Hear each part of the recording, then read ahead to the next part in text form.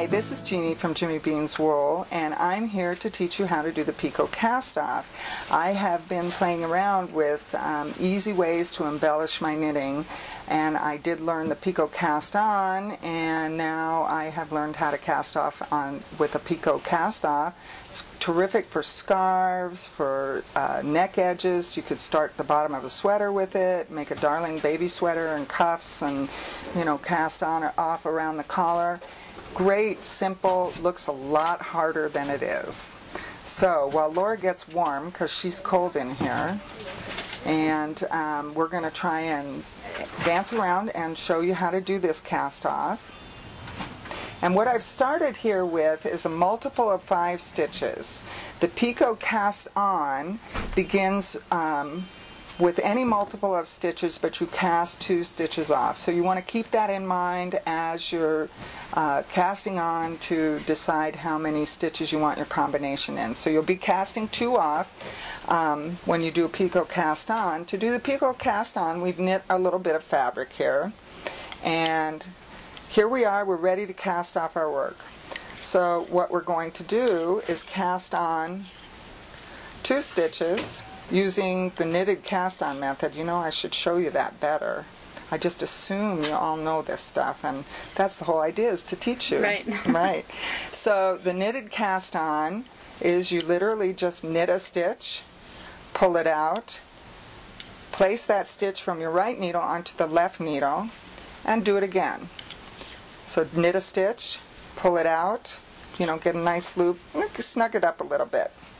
So now what we're going to do is go ahead and cast this off. So we're going to knit that last stitch we just cast on, slip it off, knit the second stitch, slip that off, pull our first stitch over the top of our second stitch. Now we're going to do that one more time with one of our regular stitches, not the extra cast on stitches that we did. Pull that up over the top, loop this stitch back on like this. So now how many stitches do you have?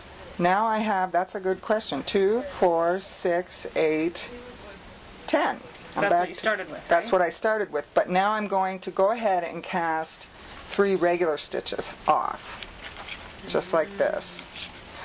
The same way as I would normally cast off, and of course there's a lot of ways to cast off. I like this particular cast off because it gives you a nice even edge. It's more of like you're similar to your cast on edge, so it's it gives good continuity. And you're going to cast off 3 stitches. There you go. And we're going to place that stitch from the right hand needle back onto the left hand needle. And we are now going to use the knitted cast on method again. Cast 1 on, cast another on to our needle, and then we just turn right around and cast them off. But not quite in the normal way. Well, I guess it is the normal way. We do slip that needle under that first stitch, slip it over the second stitch.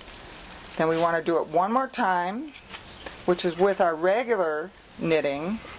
Cast that off, slip that onto the left hand needle, and you see how the picots are starting to form here? So the picots are created because you cast on extra stitches. Right. You created a little bit of extra stuff. And it's just brilliant because it's very simple, and yet it gives a nice decorative edge. And you could, I've played around with doing just casting off 1 stitch, which give you a nice smaller picot, which would be good for finer yarn.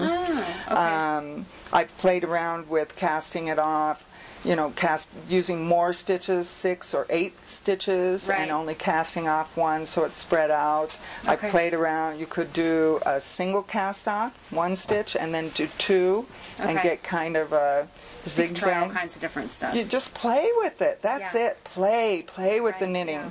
So that's how you do the Picot Cast Off. Use it, enjoy it. It really is a nice little decorative edge for your knitting. Okay, and it's a great idea if you were doing a scarf. Do Picot Cast On, and then a Picot Cast Off. Okay, perfect. So thanks so much for watching. This is Jeanne from Jimmy Bean's Wool. Look at her. There she is. I'm here. Say happy knitting and knit on. Thanks so much. I'd leave my door open, I'd leave my money on the table, 'cause I know that you'd be there if I wasn't able.